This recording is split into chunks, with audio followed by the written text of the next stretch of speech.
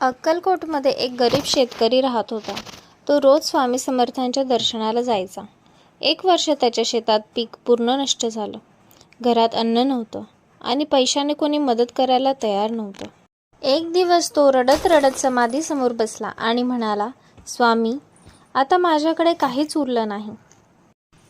त्या रात्री त्याला स्वप्नात एक अद्भुत दृश्य दिसलं. आकाशातून एक सुवर्ण रथ खाली उतरलं. त्या रथात स्वामी समर्थ बसलेले. त्यांच्या हातात ती ओळखीची काठी. स्वामी म्हणतात, उद्या सकाळी तुला रस्त्याच्या कडेला जे सापडेल ते घे. तुझं आयुष्य बदलून जाईल. सकाळी तो रस्त्याने जातो आणि त्याला एक लहान लोखंडी पेटी सापडते.